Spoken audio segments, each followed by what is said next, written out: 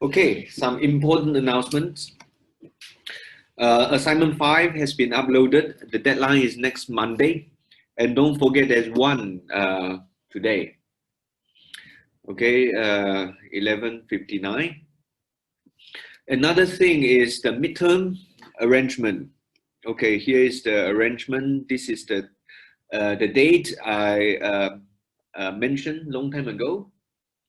And we are given this very big room for face-to-face midterm.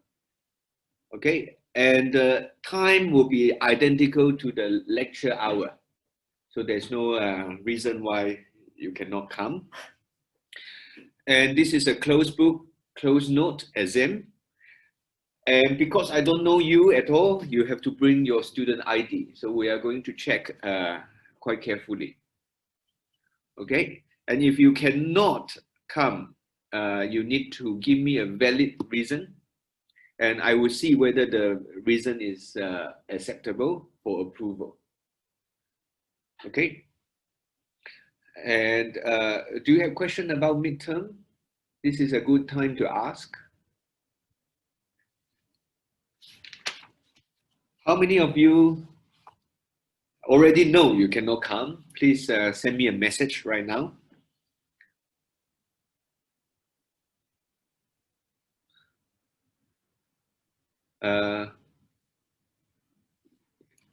Okay, I don't know whether you are responding. Okay, now you can hear me. What is the coverage? The coverage will be at least surely from chapter 1 until chapter 6, which is the chapter of this week.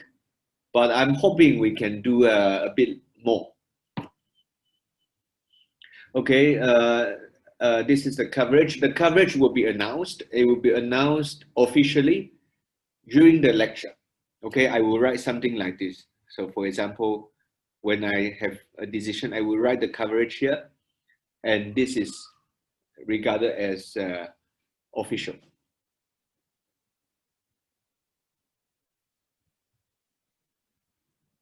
Okay, and how long in advance you need to arrive? I would say at least 20 minutes before. I have experience running this kind of exam, maybe not for a class of 60, but I certainly did it before. So this is, I know how to do it.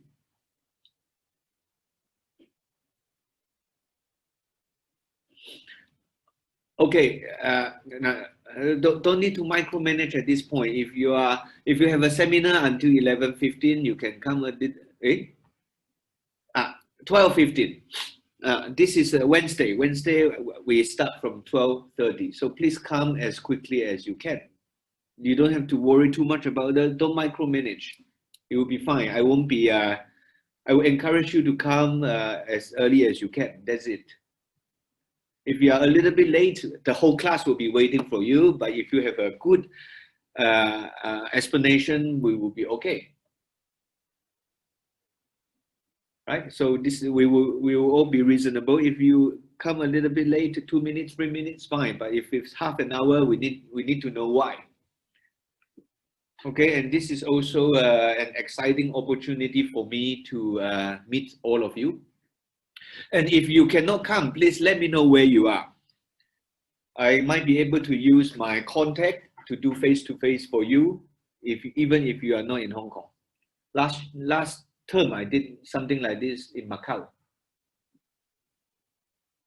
It's very expensive. I have to contact my friends, some professors elsewhere, and sometimes they are willing to do it if they have time.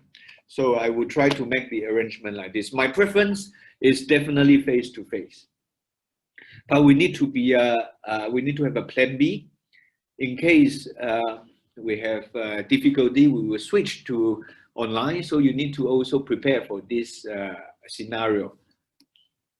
Okay, in the past, all of my students from my class, they were all very well prepared. They know my requirement. Which means you already know how to do online exam. You need to charge your phone, you need to position your phone, etc. All this.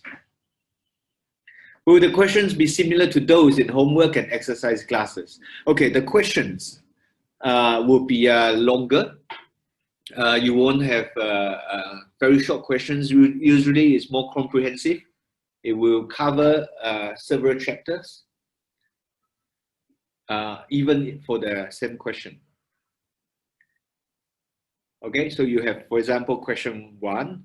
It's my style to guide you one by one.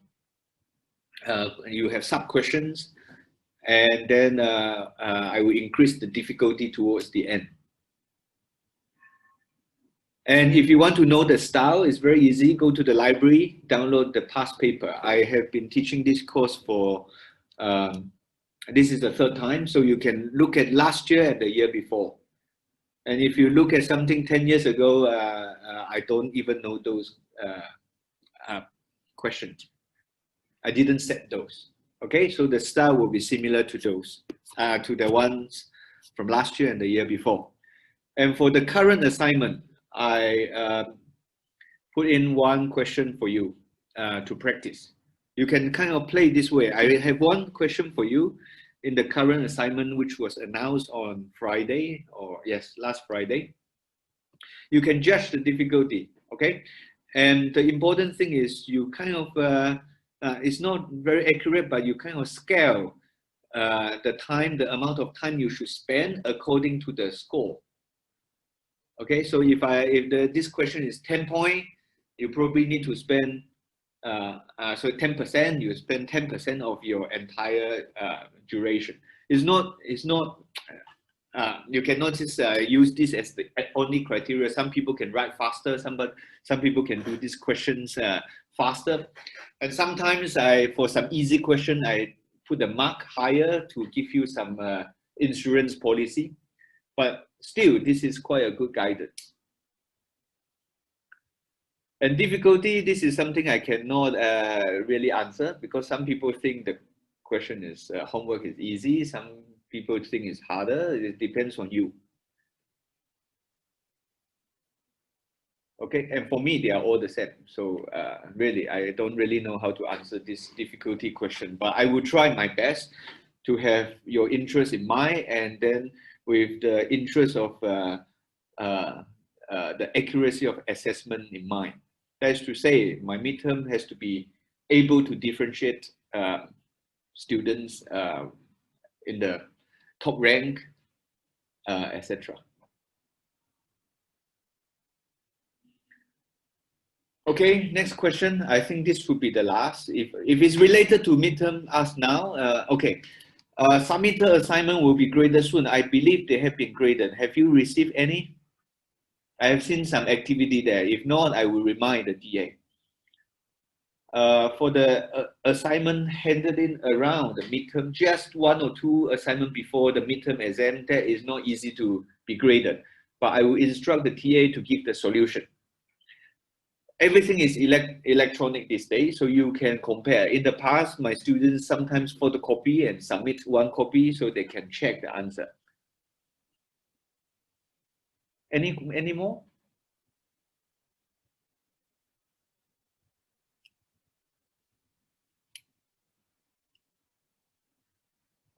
Okay, I want to answer the most important questions first.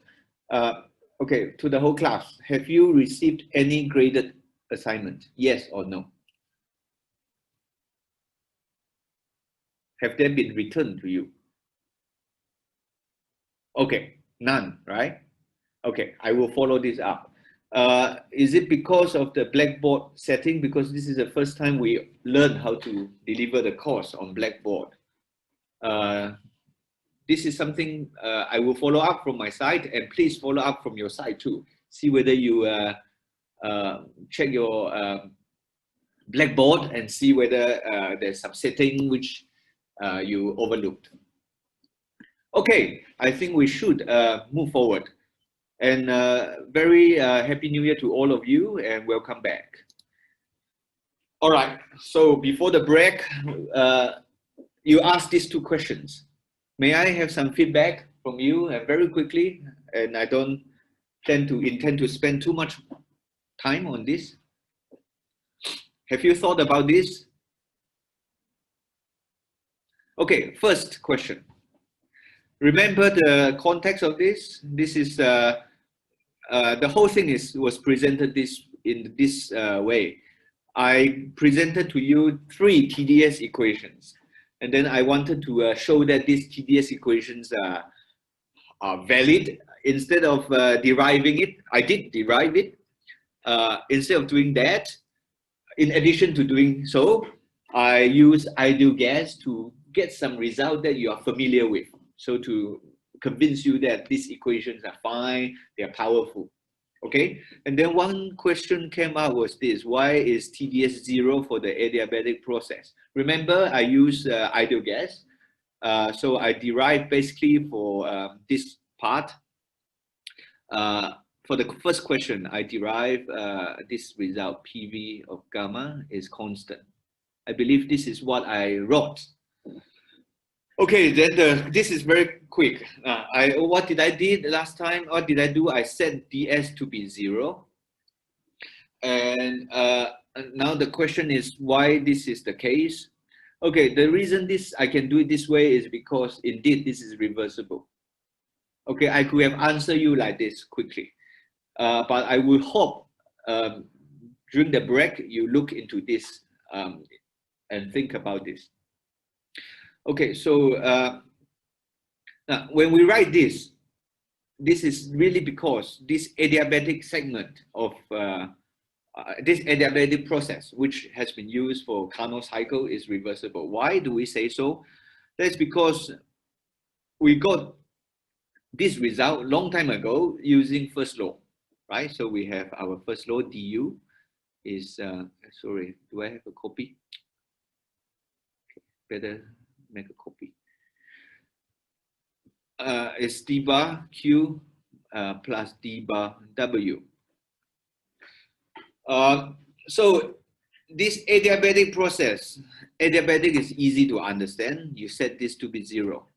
And where is the reversibility comes in? That came in because you equate this d bar w to minus p dv. The fact that you can do it like that means you implicitly say this is reversible. That's why you know how to read the internal pressure by the force you put on the piston. And if you know this area of the piston, you can work out the pressure. Okay, and that's it. Once you understand this, you know where this reversibility comes from. Okay, so remember back then how we derive this? We write, okay, for ideal gas, for ideal gas, we wrote this, and then we integrate. Then we get PV, gamma is a constant. Gamma is a constant. Okay, so this is in, I don't know, chapter 3. Or I did all this, so you can, you're invited to look at this yourself. But here today, I want to take this opportunity, hopefully I can do it in 2 minutes, to give you another way to do things. Now, this is assuming, or somebody told you, assuming you know, this is the knowledge. You know that U, internal energy U, is 3/2 NKBT. And where do you learn this? You hopefully learned this in previous course, 2041, right? Or maybe even earlier, or even high school, maybe. Okay, so suppose you know this. You can also get this result very quickly. And by the way, we need to, this is less general. This is very general. I use this gamma, but this number shows you something is more specific. But still, it's a good chance to do a little bit more. Okay, what is this? This is for monatomic ideal gas. Okay, I want to say this here because we should begin to prepare for the statistical mechanics. We are going to get specific prediction like this. All right, so how do I get this result quickly? I can, I will still have this line because now I know how to do my u. This is also another way to say that u is only a function of t, which is hopefully something you will learn before. Okay, so how do I do du? I want to rearrange this a little bit. Immediately right here, I can put in the equation of state for the ideal gas. Okay, so PV is NKBT. All right, then this is in a form that I like because I have du is the same as d bar, W ref is the same as minus PdV. So I can do my du is 3/2 PV. And I have minus PV here. So I pull this out, I will have a PdV. I use the product rule plus VdP.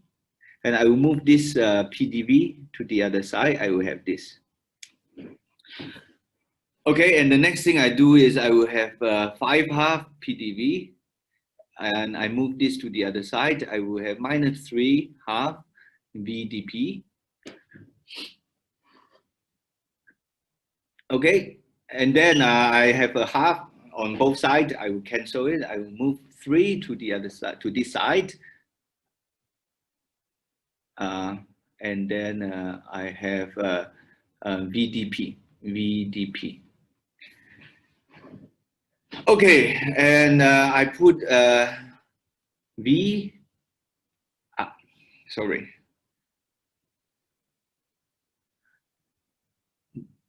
To here, minus, and then dP divided by P, minus, and then I integrate from process 1 to, from state 1 to state 2, and I will get the same result. But this time, I will have my gamma to be explicitly written this way. Okay, this is another chance for me to, now later you will get this PV, P1, V1, to the gamma is P is the same as this. Okay, so everything is nice. I just want to do things a little bit differently for you. Okay, enough. Now, question 2. Any more thought about this? Who asked this question? Is the student who asked this question here even?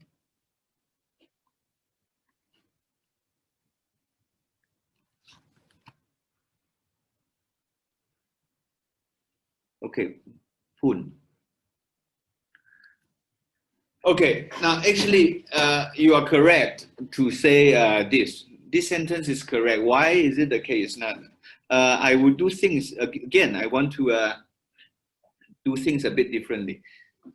Remember here, how do we set up this discussion? We set up this discussion by looking at a system which is able to interact with the surrounding. So this is a system, this is a surrounding.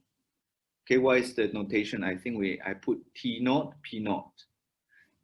So this is a surrounding, a very typical surrounding, which is huge enough for you to have a constant temperature, constant pressure. Okay, and this is your system. Now remember, all this came from the second law, right? So you have this inequality there. What is this second law here to teach you? This second law is basically telling you how things evolve. Okay, so at equilibrium, let's say I'm going to again pick one example. I'm going to look at F. At equilibrium, indeed, if what we are going to control is temperature and volume. So at equilibrium, indeed, dF is precisely 0 at equilibrium. Okay, so this is fine. Another way to look at this is, now if you don't look at, you have this dA cannot be larger than 0, right? So the result is dA is less than or equal to 0. And we know that if we know T and V, what we have is equivalent to the availability, the change of availability turns out to be the same as the change of the Helmholtz function. So we will have this result. Okay, how do you read this kind of formula? The way you should think about this is what happens is you look at the Helmholtz function and you set your system to be in equilibrium with the surrounding, assuming that you know you are controlling volume and temperature. So the system will evolve to the point that when you reach equilibrium, dF is 0. When the system is still evolving, which is to say it's still undergoing the thermodynamic process, dF will be pushed towards a lower and lower value until you reach the equilibrium. Okay, so what is happening then is, well, suppose your system, you set your system initially at some time t initial to be interacting with your surrounding, and you observe what happens to your function, this function f. Now from here, it's not obvious at all that the natural variable is t and v. So this whole thing will change, everything here can change somehow, and then eventually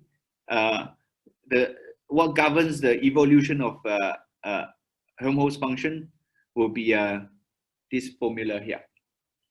Okay, so what happens really? What happens really? Let me try to write something down. So the availability I derive for you, the availability is U plus P naught V minus T naught S. Okay, so now I want to play with Helmholtz function. I know a good place, a good setup for me is when the system has this. Okay, so what I want to do is to look at what happens with my system temperature later. Okay, now this is fixed because this is the reservoir temperature. Okay, I'm not gonna assume my T to be T of the system to be any particular value to begin with, and I will show you how things will evolve. So I cannot change the volume, but I can allow the heat transfer. Okay, the heat can flow, and therefore the internal energy can change. Okay, so let's write this down. Heat transfer is fine. Transfer is fine. So U can change. So what is the variational principle here? So this term we can ignore because volume cannot change. So what I'm going to do is to write dA. Okay, so my dA will be du plus P naught dV, which is 0 because I already decided to fix my temperature, the volume. And then I have this minus T naught, which I know is the temperature of the reservoir, and then I do the differential for this term here. So basically, this comes from here. Okay, so this can change, this can change. What I want to do is I can try to minimize this. So I minimize against U. So what do I do? That is to say I can imagine dividing by du, and I can imagine dividing by du. Okay, here I will write it more explicitly for you. I'm going to divide by du at constant volume.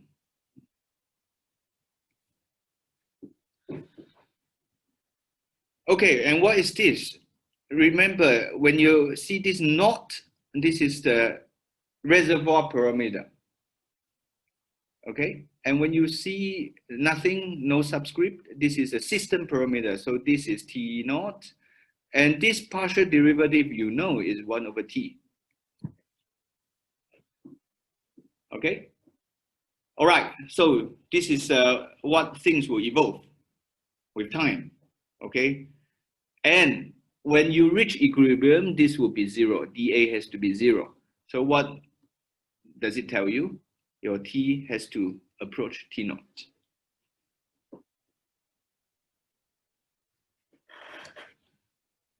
Okay, so this is another way to look at this. So I work it backward to the point is here you have to keep in mind that this derivation comes from the second law, and then we have this interaction between the system and the environment. Okay, here, how do you know you want to do dA du? Here, du is what that can change, right? So I choose to do it this way because then I can extract the temperature to demonstrate this point for you. Okay, so here A can change because U can change, right? Here, so it's a bit like now, and then I choose to minimize it. It turns out that I can extract this partial, this differential for you to discuss this process.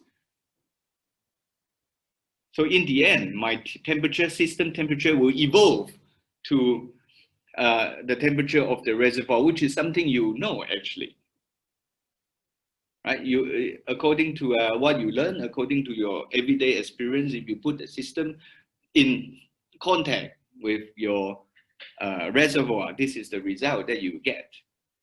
And what does it tell you? Once this happens, your dA is 0. Okay. All right. So this brings us to this table, right? So this is what we try to minimize. So I use this. I didn't want to say this because today I will spend a lot of time on this line here. And that is because I want to discuss the phase transition. Okay, let's start. Okay, phase transition is very interesting. There are so many of them.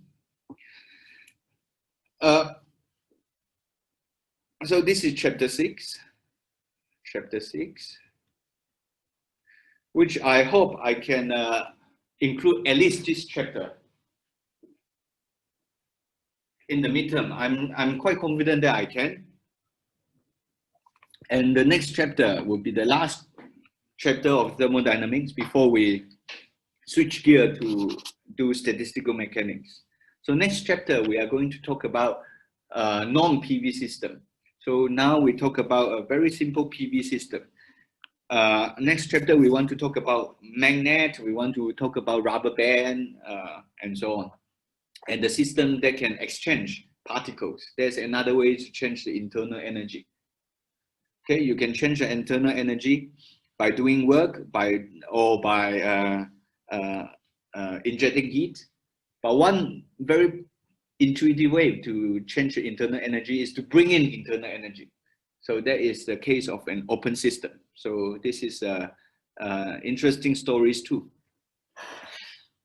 Okay, so what do we want to do here? What is our goal? What is our learning outcome? Actually, I also like to view it this way. Maybe you can also keep this in mind. I still want to keep asking this question: how do we know this very abstract second law is correct? So how to prove, or how to show at least? This is based on all this machine Clausius inequality, and suddenly you have all this entropy business. So how to show that the second law is correct? Okay, you know my standard answer. The standard answer is to do experiment. But what kind of experiment can be done or easily, or at least what kind of experiment can you appreciate easily? So phase transition is one. Okay, so this is another way to say that I want to, again, consolidate what I learned before. Okay, phase trans. Okay, just some terminology. We are going to look at the simplest picture first. So phase transition can be a huge subject. It can be an entire book written on this. But we need to start from somewhere. I'm going to look at the simple gas, liquid, and solid transition. This is something you can imagine well. Okay, so in my note, I'm not going to bother with the distinction between vapor and gas. Okay, I'm just going to use these two terms whenever I will mix them. Okay. All right, so some terminology is the following. When we have gas going to liquid, we call this the condensation. Condensation. So when we have liquid going to solid, we have fusion. Or we can use freezing. And then when we have gas directly going to solid, this happens for example, for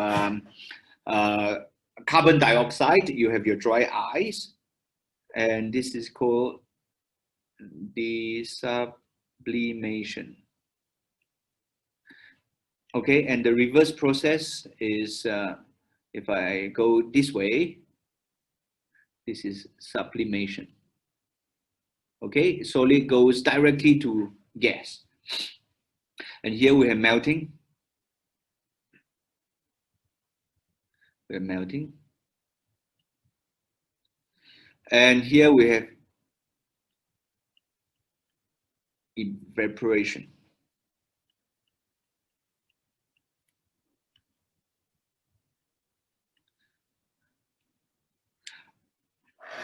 Okay, so when we talk about different phases, like the easiest scenario to think about here, this kind of picture is H2O.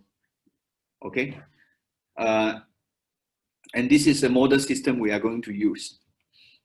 And I will also ask you in the assignment to do some calculation, some very quantitative calculations to show you everything is consistent. I'm going to ask you to Google some data, plug in some numbers to get consistency.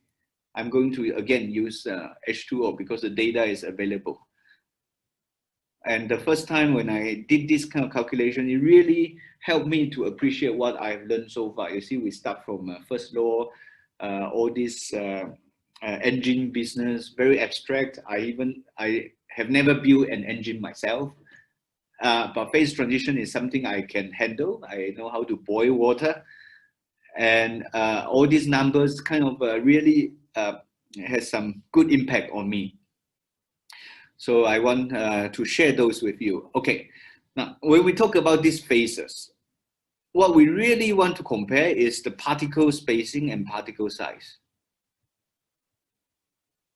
So particle spacing and particle size.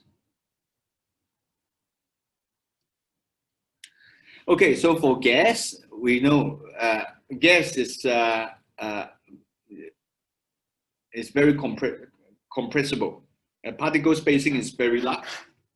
So you have when you want to say about spacing, this is a length scale. You always want to compare with a length scale that makes sense. So particle size, the particle diameter, particle radius, that is an intuitive one, a natural one to use. Okay. And then here you have particles move randomly. Okay, so to put it in the language you might appreciate more, we say these particles have more freedom to explore. Okay, and here we can complete the rest.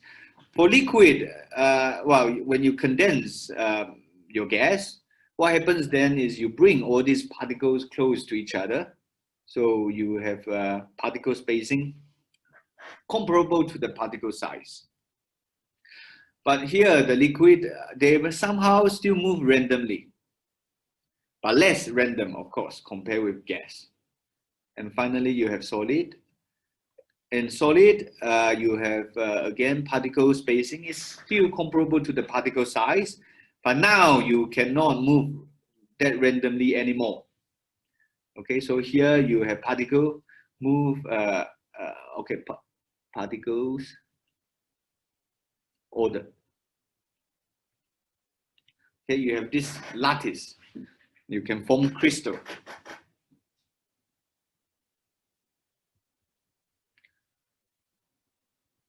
Okay. And for solid, if you look at ice, you are only familiar with one, probably the ice you use for your iced coffee. But actually, it is possible to have more than one solid phase. Solid state physics, which is a course I taught. I'm not sure whether I will be teaching this course next year. Solid state physics is interesting because you have so many solid phases. Not because these all solids are from different chemical composition. You can actually have the same composition, and that composition can have different structure. Okay, and this is called polymorph. So you, even for the same substance, you can have several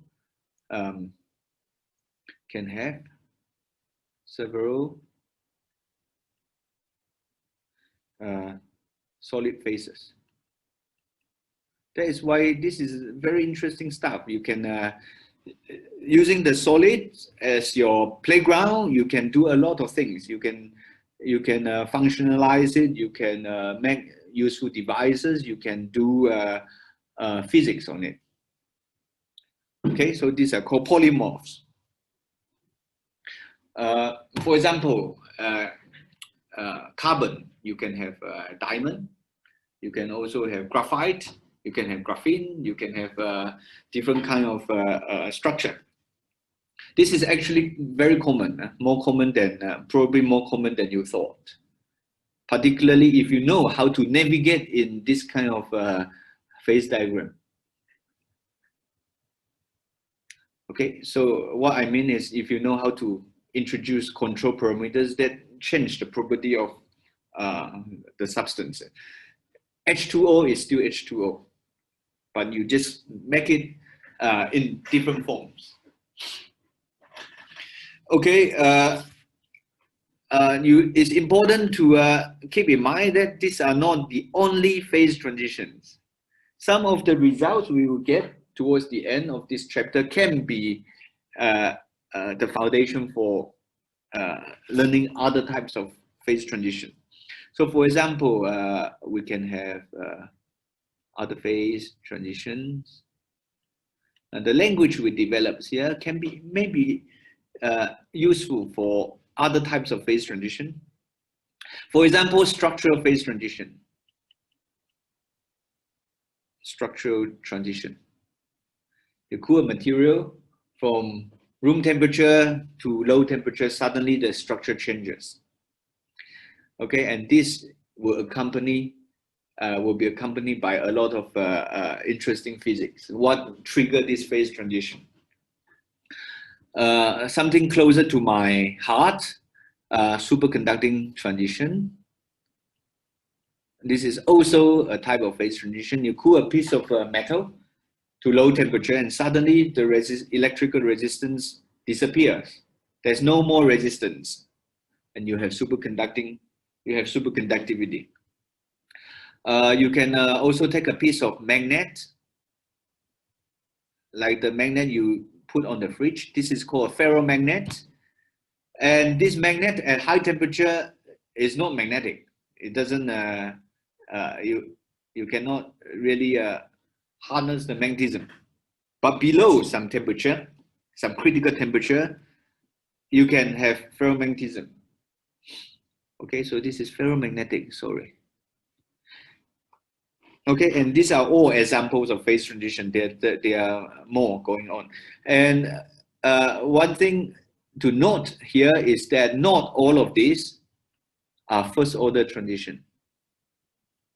Not all first order. Okay, and this chapter will focus only on the first order transition. So this chapter.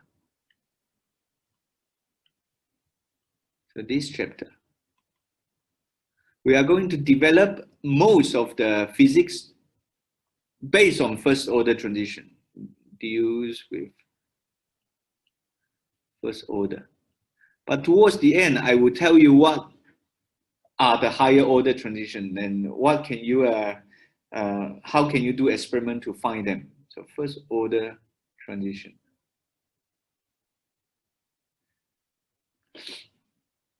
Okay, it's very surprising. No one asked me what is first order transition. Usually at this point, there will be some students who are already scratching their head. Okay, so this one, first order, means it will involve some discontinuity in the first derivative of some functions. So this is something to keep in mind, first order. And then later I want you to, when something like this show up, hopefully you can identify, you will say, that's why we have a first order transition. A quick thing is you will see volume change. Volume has to jump as first order transition. So something will jump. When you have a jump, this is a discontinuity in that function. Okay, so you will see this soon. Okay, first order, second order. Once we discuss that, this will become clear. Okay, so I want to now let's look at this again. This diagram here. This is the 3D phase diagram for pure substance. So this is a typical one. Okay, so on here you see a typical phase diagram for pure substance. What is a pure substance? So this chapter deals with first order transition and pure substance. So pure substance, you must not be confused with pure phase. Okay, otherwise we cannot talk about phase transition. Okay, so pure substance means we have uniform. So this is pure substance. We have uniform composition, uniform chemical. The keyword is chemical composition. So when I talk about H2O, I have H2O. What I don't want to talk about here is, for example, I have one substance mixed with another substance. Okay, so that is, for example, you mix some oil into your liquid, whatever that liquid is. That's not what I want. And this 3D phase diagram tells you the relationship between pressure, volume, and temperature. Okay, this is of course complicated, but we should discuss a little bit. You can see what happens here. Okay, this is truncated here, but and this thick line, you can hopefully see two kind of thickness. It's maybe not that easy. And this AE is thick, and then this one is thin. Okay, but the more important one is this one here, GCF, this curve, or GNCOF. Okay, so the thick line is the phase boundary where multiple phases can coexist. Okay, so this one is phase boundary here. Okay, this is from Akin. Sorry, I didn't cite. This is from Akin. Akins. Okay, so at the phase boundary, the multiple phases can coexist. Okay, and the other thing to pay attention is this C here. This is the critical point.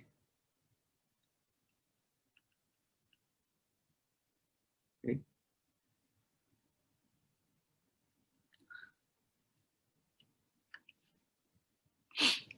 Okay, and beyond this critical point, you cannot really distinguish between liquid and gas. Okay, or liquid and vapor. I already warned you, I don't use two terms. Okay, so this is the liquid. You can see if you choose T3, okay, there is a temperature below the critical temperature, T3. What happens here is when the volume is large, you know you have vapor. Vapor has large volume. This vapor can is very compressible. So when you reduce the volume, it will travel along this line very quickly and hit this coexistent line at point O. Okay, and this is practically horizontal. This line horizontal in the PV diagram. That is because now this is an isotherm. I picked T3 to discuss. That is because gas is very compressible, right?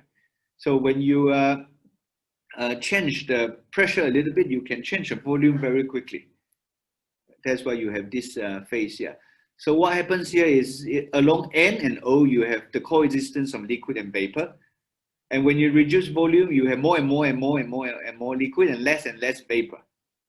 And when you hit N, suddenly this isotherm goes vertical. Okay, so when you have something which is horizontal, we say this system is very compressible. So when you have something which is vertical, it's the opposite. This phase is not compressible anymore. Okay, it's still compressible, but compared with liquid, compared with gas, this is a lot less compressible, and this is all coming back to this comparison here. Right? When you go from liquid to solid, the particle spacing is already on the order of particle size. So if you want to bring them closer together, you have to work harder. Okay, so usually we discuss this kind of phase diagram on some kind of if you have a phase diagram like this is a 3D plot. It's not easy to come up with a algebraic expression to express this surface in the 3D plot.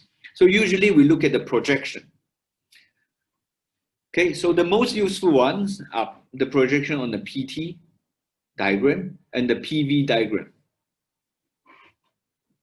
Okay, and this is kind of clear. You can see that this is where the critical point is. And you have this horizontal line I mentioned on the PV diagram. You project this piece to here, or you can project to the PT diagram. Okay, so usually I'm going to stick to the PT diagram and develop the concept more. So I'm going to look at the control parameter. In this case, will be PT.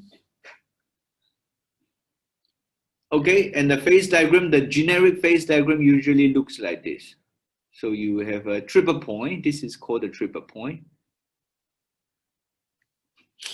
And this goes on forever. This terminates at the critical point. And beyond this critical point, you cannot tell the difference between liquid and gas. And this is the solid. Okay, so usually it looks like this. And we are going to really give you an expression that shows that you do have something like this. Except for water, you will draw this line a little bit differently. So for water, I will just say this first. So for water, you will have something a little bit more vertical and a little bit towards the negative slope. Okay, and this is a question for you to answer later, why this is the case. Okay, when I started this chapter, I say I want to observe why second law works. So what is the experiment we want to do? Okay, the experiment we want to do again is heat capacity.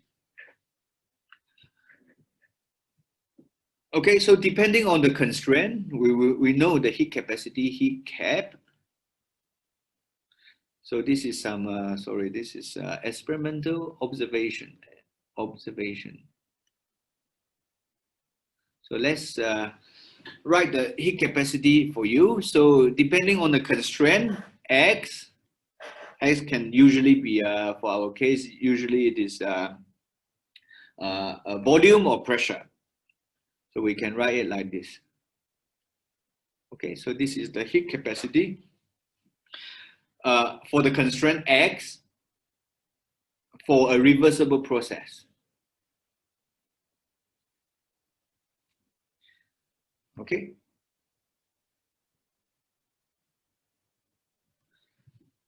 Okay, and what we see is the following experimental observation. Sorry, why did I write this? For experimental observation is the following. If I measure, for example, if X is P, which is the easiest one to do, I just open to atmosphere. This is what I will see. In the liquid phase, near the phase transition, I will measure some heat capacity. Sorry, close enough to the phase transition, I will get something like this. And at the phase transition temperature, so suppose this is liquid, at the phase transition temperature, I will see a jump like this, shoot up to infinity. But of course, when you do experiment, it will never be infinity, but it will shoot up, heat capacity will shoot to a very large value, drop, and then you enter the new phase. Okay, and because this is liquid to vapor or gas, I will use gas. This is called the boiling point. Okay, so this is something you need to know for experimental. This is an experimental observation. Okay, and we want to explain why. Okay, and this is another thing is you can do some observation on what changed, what's happening right at the boiling point. And we know that we need to supply extra heat. Okay, so when you go from one phase to the other, you need to give extra heat. And this extra heat is called the latent heat. Okay, you have latent heat, L. Now this is heat, and this heat is, and this latent heat is the heat you need to supply at the phase transition temperature, for example, boiling point, freezing point. So I'm going to call it T star as a generic phase transition temperature. Okay, and why do you have this latent heat? One thing to think about this is the following.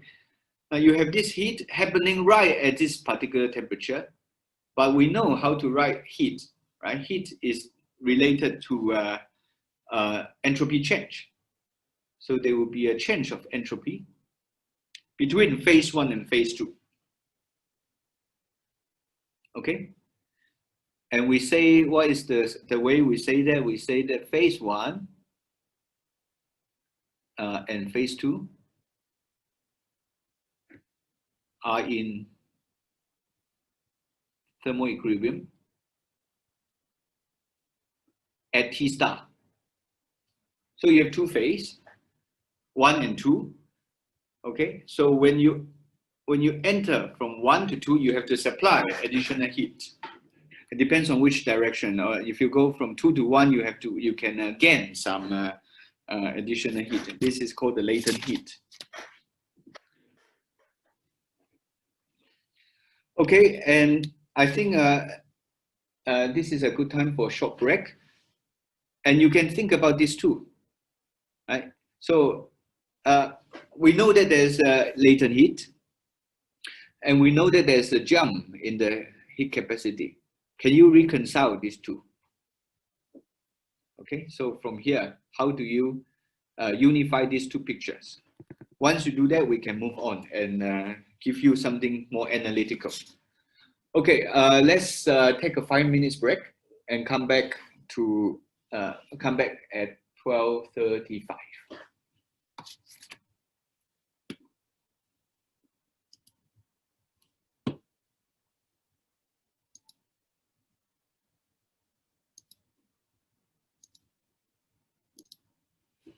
Okay, welcome back. All right, so before the break, we saw these experimental observations. Now this is boiling. I think I will maybe change it to T star for this discussion.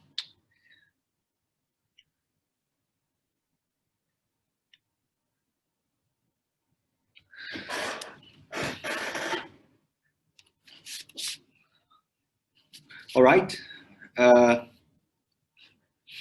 These two observations are consistent. They are the same thing. Actually, they are saying the same thing. Why is it the case? So let me draw the entropy for you. So this is, again, be careful. This is right at the phase transition temperature.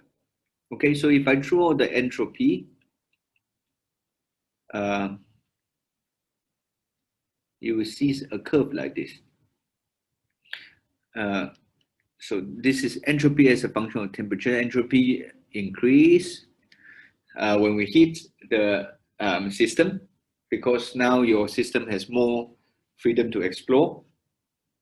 Okay, I'm going to draw, this is in phase one, let's say in the liquid phase. In the gas phase, it will increase, but maybe increase with a different slope. Okay, I would draw it a bit flatter for you. This is, how is it possible? Okay, good. I can change the angle. Okay. So this is phase one, phase two. And right at the phase transition temperature, there's a sharp discontinuity like this. Okay, so actually this is this will be S2, this will be S1, so this will be L divided by T star. Okay, this is consistent with this simply because of this expression here. Why? Because when you have a function, a step function, this slope is infinite, right? So this is basically the slope here. This is a partial derivative of S entropy with respect to temperature, right? This slope is infinite, and therefore you have this behavior. Okay, so what we need to derive is to show that we have this jump. Okay, so now you see the picture begin to emerge. I told you there will be something that jump, something that shows discontinuity. I hinted to you that volume will jump, and more than that, you will also have the jump in the entropy. So this is again something we will tie up with the notion of the first order and higher order phase transition later. I think Blundell has a more beautiful picture. So let's see here, hopefully, no? Here.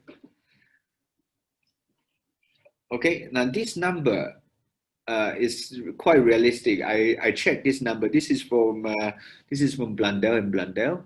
I don't know the page number, Blundell and Blundell. But I really check a few sources to make sure this number is correct. Okay, another thing you might want to know is this slope will somehow tell you the heat capacity. Okay, so here, this heat capacity of water, this slope is larger than this one. So we should expect the heat capacity to be larger in the liquid phase compared with the gas phase. Okay, so again, I checked the number. So heat capacity of water is 75, roughly 75 joule per Kelvin per mole. Okay, this is in the liquid. And then in the gas is indeed smaller.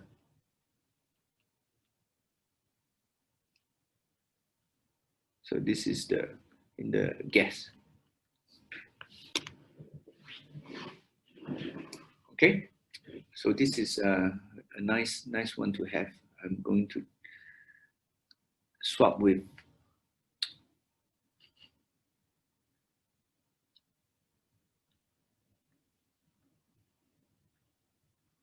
this. Can be annoying. Sometimes this whiteboard is it's very difficult to control. Okay, now this is what I want. Okay, now I want to discuss something rather. Now, if we are not careful, we can make mistake. Okay, so please pay attention. I'm going to derive an equation that describes the phase boundary. Okay, I want an equation for this curve. Okay, so how do I do that? And this is a famous equation. So the goal is to derive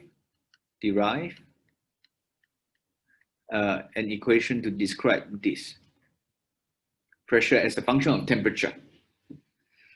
And how do we do that? We have to do it from a few steps. So here we have to derive P as a function of T, but one thing which is easier to derive is the slope, dB dt. So you need to learn how to integrate to get this. So from here to here, you need to integrate. Once you need to integrate, you need to put in assumption. So you integrate with some assumption to get some approximate P as PT curve. Okay, and to get this equation, this is we need to understand phase equilibrium.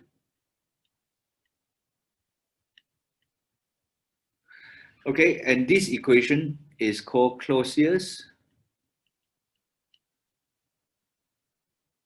Clapeyron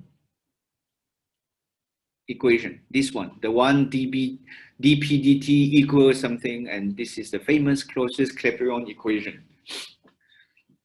Okay, so we need to start from here and then get to here and then get to here. Okay, here, how do we understand the phase equilibrium? So I'm going to consider a container, and this container will be for example, I will have a liquid phase and the vapor of the same substance. Yeah. Okay, so I will have two phases, and this is the scenario of say you have water coexisting with the vapor at atmospheric pressure. So I want to model it by putting a piston.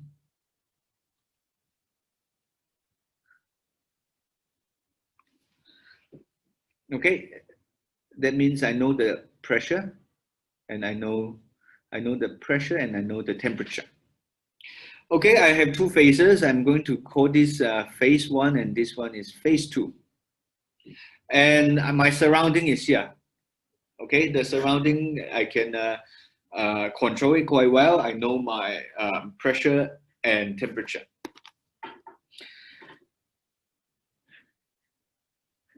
Okay, and this M is the mass. I'm going to call this the mass. So the MI is the mass of the ith phase.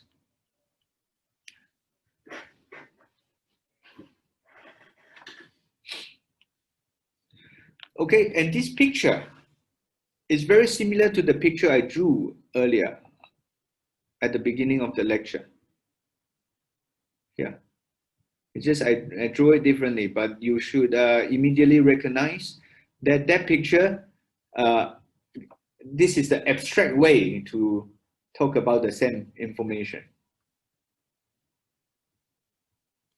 Okay, so now we know the constraint are P and T, right? Pressure and temperature.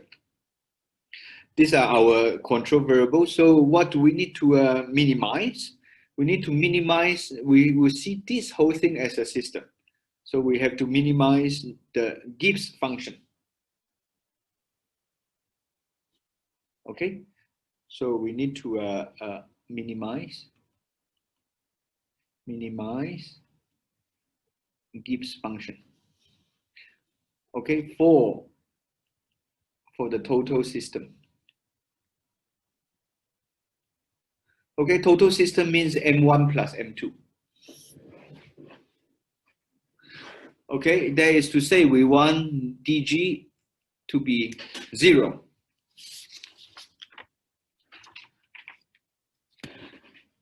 Okay, this is a good time to remind yourself what is the unit of G. So G is a thermodynamic potential function, and really the unit of G is Joule, right? It's the unit of energy. And if I have G and okay, so G is given in this unit, and it is an extensive variable. Okay, so for this discussion, now this part comes from Atkins, but I extended a little bit to bring this discussion about intensive and extensive property of the variable. I think this is important. So listen carefully, because if you only read the book, you might be a little bit lost there. Okay, so my goal is to minimize dg. So let's write out the expression for g, which is the Gibbs function, the total Gibbs function. Okay, because this is extensive, and because these two phases are not the same, I can in principle write the total Gibbs function to be the sum of the constituent Gibbs function. Okay? And then now I want to introduce another terminology. I'm going to change this into a intensive variable. So I'm going to use M1 G1. That is to say, rather than talking about the Gibbs function for the phase 1, I want to talk about the Gibbs function per particle or Gibbs function per mass for the first phase. So that's why I have this M1. I don't want to use particle here because Gibbs function per particle requires me to introduce another set of concepts, and that is the chemical potential. I don't want to do it there because I want to very quickly get to the physics, and I'm going to follow Atkins and do it like this. If you read what is the one? Steen, he decided to put in a whole chapter on chemical potential before talking about phase transition. Okay, you can do it that way. But I choose to follow Atkins to be faster. Okay, so here, this G will have the unit of, so this will be in the unit of Joule per kilogram. And this will be in kilogram. Okay? And of course, this is in the usual unit.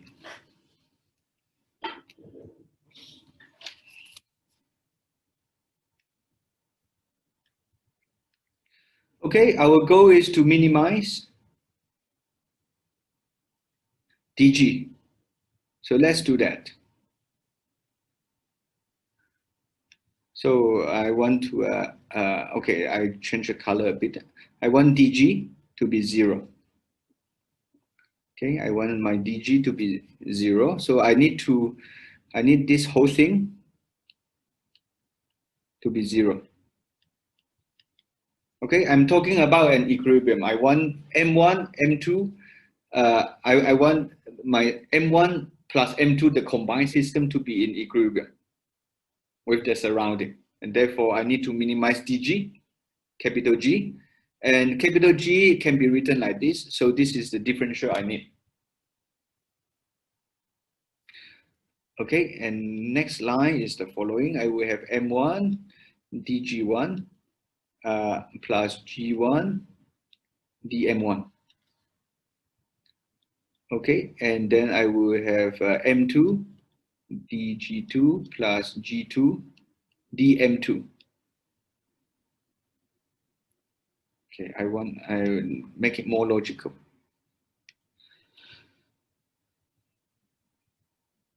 Okay, here my dg1 is 0. This is 0, and this is also 0. Okay, the question is why. So I would like you to answer this. But I'm going to move on first. Okay, so I will have G1 dm1 plus G2 dm2. Okay, this is 0, this is 0.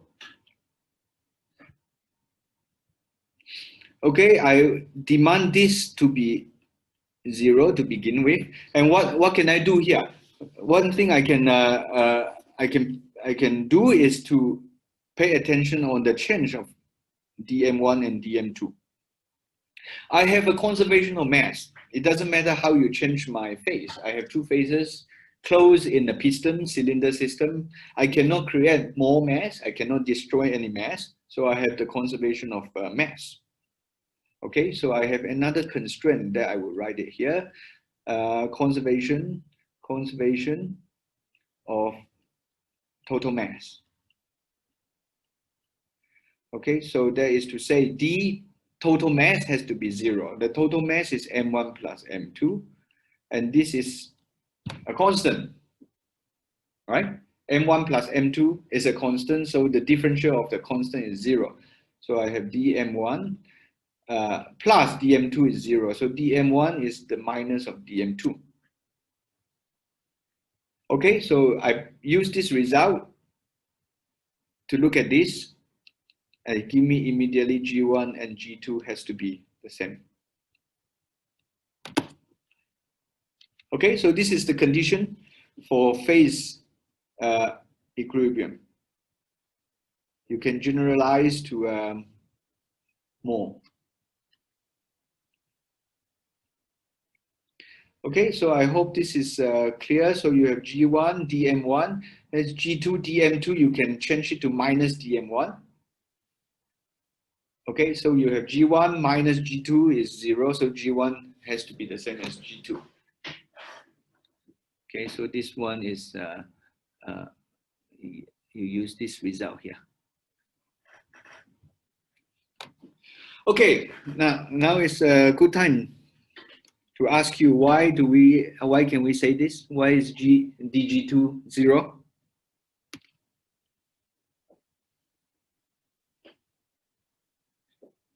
Are you following me well?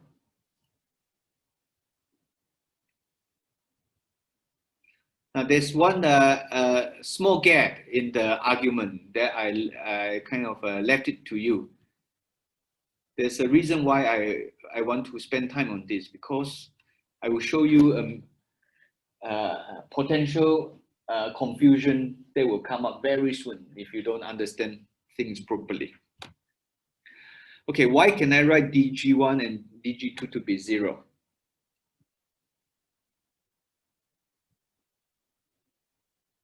Okay, natural variables are constant. This is one. This is good. More.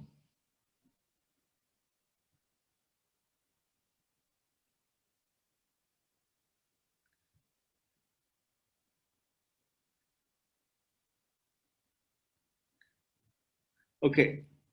Now, indeed, this is correct, but let's be very precise here. So I have dg. If let's take a general Gibbs function. So dg, the differential form of dg is minus s dt. So this s dt plus v dp. Okay, so let's label everything properly. Okay, volume is extensive and pressure is intensive. Okay, so and temperature is intensive. Entropy is extensive. If you double the system size, you double the entropy. Okay, so this is okay. Now, if you have a variable, an intensive variable multiplied by an extensive variable, you are okay. It's not a problem. Okay, and you can also have intensive multiplied by intensive. That is also okay. But you need to be careful. Let me put it here. If you have extensive multiplied by extensive, you have done something wrong.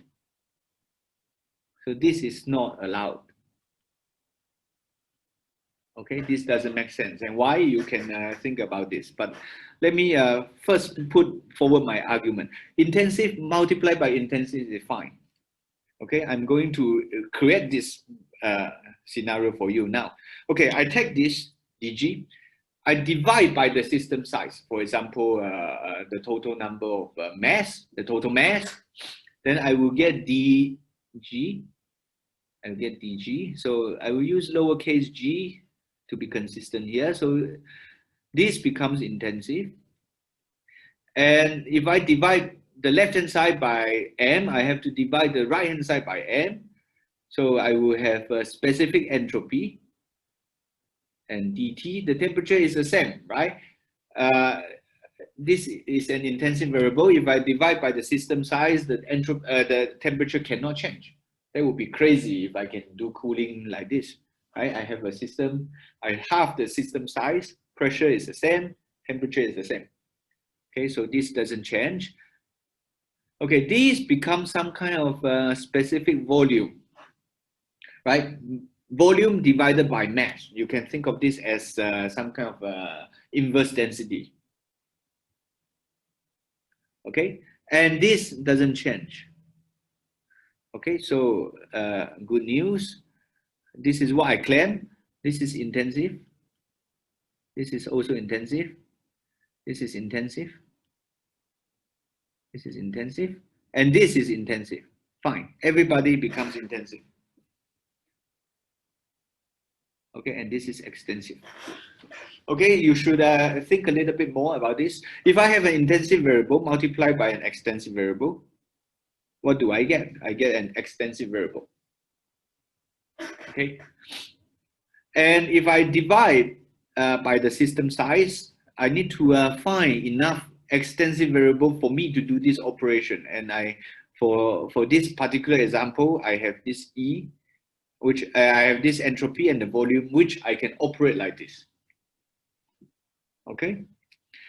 All right. So this comes back to the answer by Poon.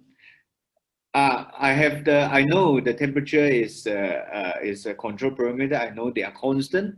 So I have dt to be 0. I have dp to be 0 at equilibrium. So my dg is 0 here.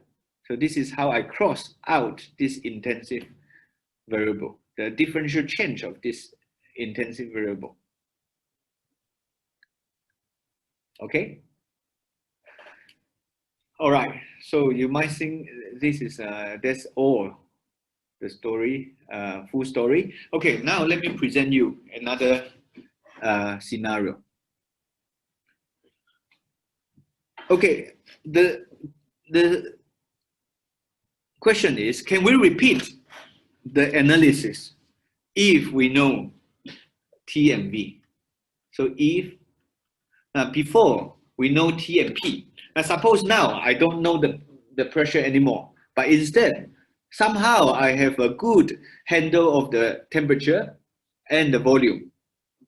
So if these are known, what is the equilibrium condition when I have two phases in equilibrium? Okay, let me ask the same question again. This scenario here, I set it up in such a way that I have the total system in equilibrium with the surrounding. And for this scenario, dt and dp are both 0. T and p are constant. Okay, so now suppose somehow I know the volume, the total volume has to be a constant. Don't ask me how, but I know, and I know dt has to be 0. T is a constant, v is a constant. What would be the equilibrium condition for phase 1 and phase 2? Any answer?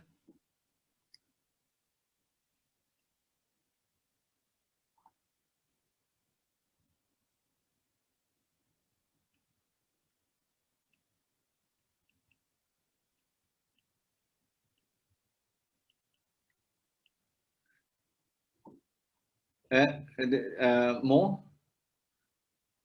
Partially correct. Now I want the variable given in terms of phase 1 and phase 2.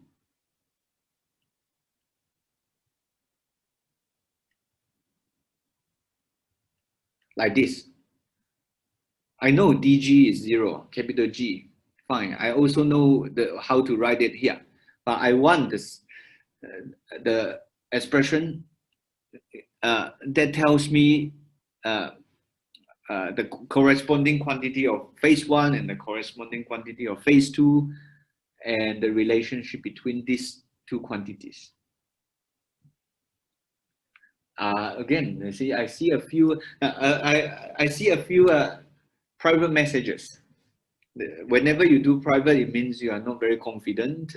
Yes, but you are correct. This is correct. This is correct. But what about 1 and 2? Can I say something? This is the total quantity. Can I say something about the corresponding quantity of the constituent phases labeled by 1 and 2?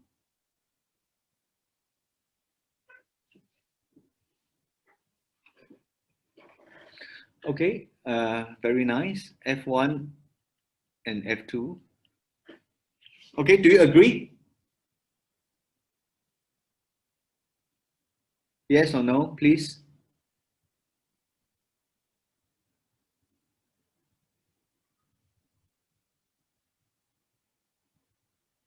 Can I say this? F1 and F2? Aha, I think some of you maybe know me well. This is a trap.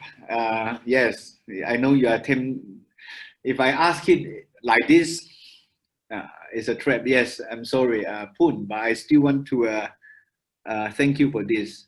No, this is not the case. This is a trap, but this is a trap which is so subtle. So right now it's a guessing, so I don't blame anybody. I want you to guess some wrong answer for me. Okay, let's repeat the same exercise and you tell me what's wrong.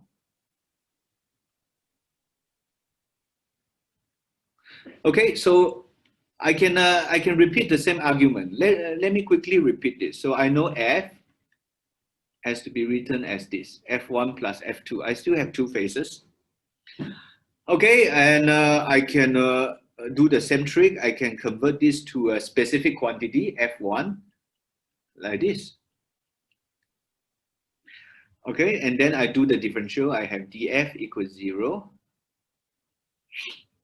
Okay, so I will have same argument as before. df1 is 0, df2 is also 0. Sorry, I will write it. So I know this because T, V are constant. And therefore, I will have df1 is 0, df2 is also 0. Okay, and together with the mass conservation like before, I can conclude f1 and f2 must be the same. together with mass conservation.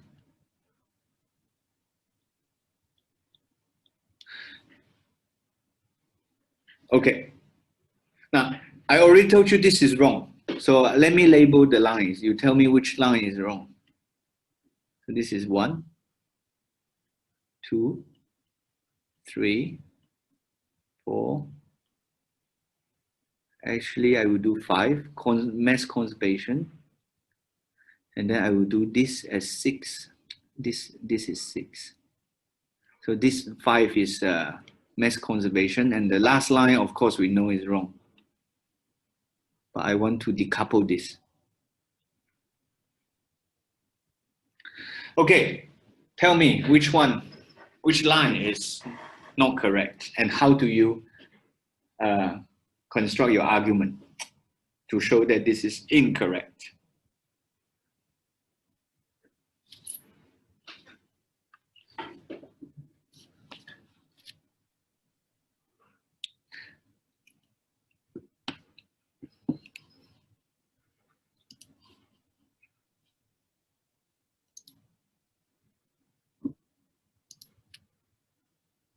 Okay, nice answer. And more? Thank you.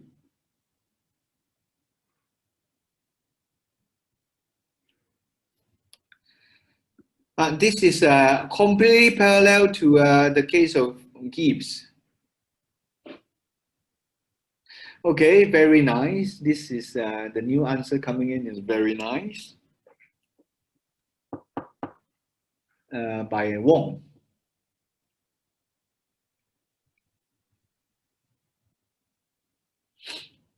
Okay, more.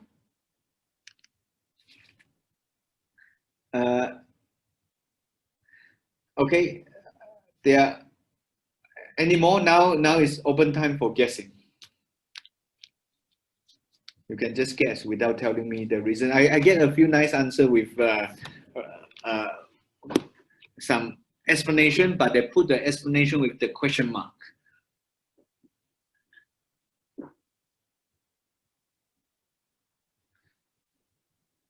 Okay, now very good, very good. Thank you. At least 4, 5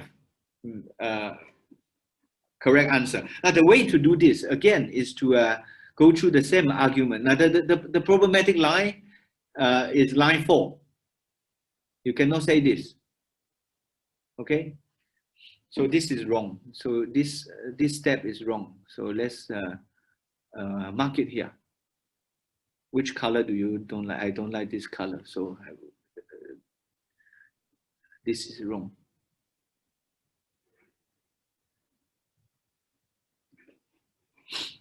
Okay, let's try to trace it.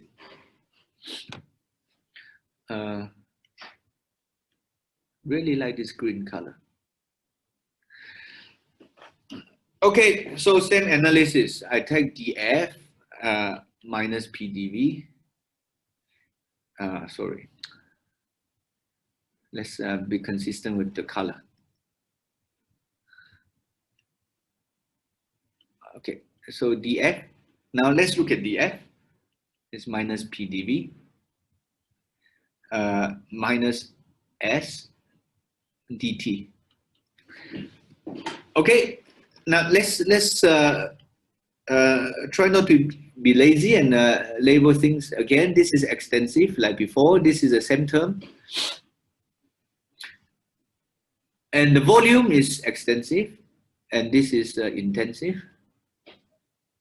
Okay, and this is extensive. No problem, right?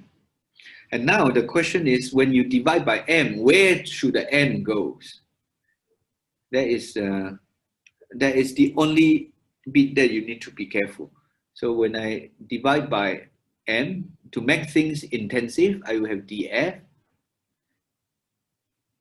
Okay, and pressure, I cannot do anything. And I have to look for extensive variable, and this can only be dv, and dv becomes d little v. And entropy is the same. I can indeed still use it to turn it into intensive. Okay, so this give me the same thing. So I will have intensive, and everything is intensive.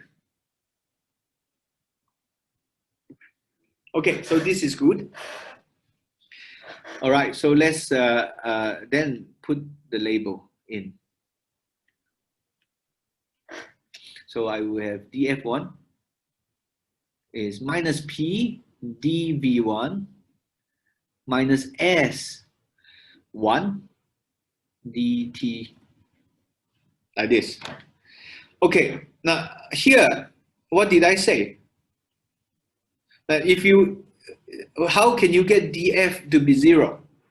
You get df equals 0 when dt is 0 and dv1 is 0, which I didn't say. I didn't tell you dv1 has to be 0. Okay? So this line is wrong because you make the wrong assumption of having both dt to be 0 and dv1 to be 0. I did not tell you dv1 is 0. Instead, I told you d capital V is 0. Okay, so this is where the problem comes from. Okay, so here dt indeed is 0, it's fine, but dv1 equals 0 and dv2 equals 0. These are no, big no. Okay, and therefore you cannot conclude this. This is also no. Okay, so I think once you get to this point, we are fine. Let's do things properly. Then I can, I think I can let you go. Okay, let's do things properly. What we know is this. So we know correctly that the capital V is 0. Okay, and how do I write V? So V is the specific volume times the mass plus the specific volume times the mass of another component, and this is dV. This whole thing is dV, and this has to be 0. Okay, this is the constraint. dV equals 0 is a constraint, but the constraint equation, once you write the constituent is out explicitly, is more complicated. Okay, so this is dV equals 0. We also know, this much. We know this is 0. This is correct. So those of you who reply, thank you very much. This is correct. So I can also write dm1 f1. Right? This is extensive. This is extensive. I can scale by the system size. So I have the identical form. This is df. Okay, now let's manipulate this equation. So this is let me see. Okay, so I'm going to take 1, 2. I'm going to expand 1 first. So I will have I will have m1 dv1 plus v1 dm1. Okay, this is just here, plus m2 dv2 plus v2 dm2. This has to be 0. Okay, I'm going to multiply by pressure, which I'm allowed to do. Okay, and this is an intensive variable, so it's the same for both. At equilibrium. Okay, so this is 1. And then what is 2 doing? 2 if I expand 2 out, I will simply just expand it. I will just write it. It's not too long, so if you bear with me, I will have M1 dF1, F1 dM1, and please help me to pay attention if I make a mistake. Please let me know rather than laugh on in front of the screen. M2, and this is also 0. Is it correct? Let me check. M1, B1, B1, M1, M2. Okay. All right. So I'm going to add these two. So I'm going to sum these two. Okay. So I will have M1 is common. In this case, I will have M1 PdV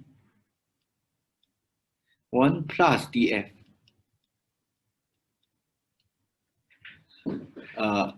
And then dm1 is common, so I will have f1 plus pv1 dm1.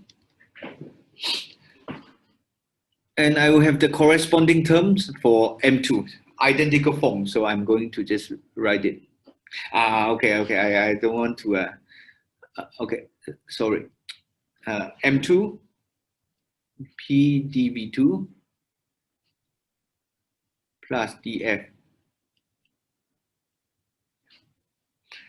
And then I have f2 plus pb2 dm2.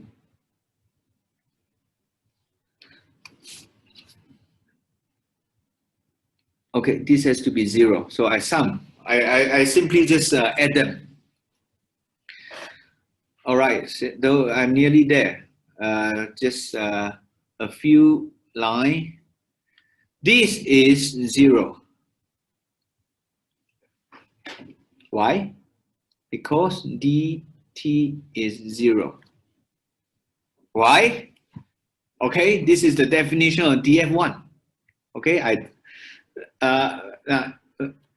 look at this and try to memorize this for the next 10 seconds. I have df1 and pdv1. Okay? And I have df1 and pdv1. Okay, df1 in the next slide, I have df1 plus pdv1. So I move this term to the left. I end up having minus s1 dt, but dt is 0. Right, this is my constraint. T is known, T is constant, V is constant. Okay, so dt is 0. So this term will give me 0. df1 plus pdv1. Okay, and I have another one which I can identify. This is also 0 for the same reason.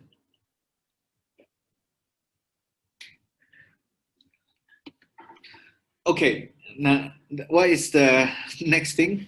The next thing shouldn't be surprising to you. This is actually the specific Gibbs function, G2. And likewise, this is the specific Gibbs function, G1. You can derive this yourself easily, right? You just take the extensive variable and just divide by the system size, you get this. And again, pay attention on the intensive and extensive variables. Okay, so at this point, you recover what we did, starting from the constant temperature and pressure.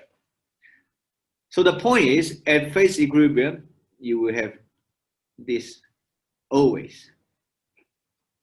And if you have 3 phases meet at the same point, you have G1 equals G2 equals G3.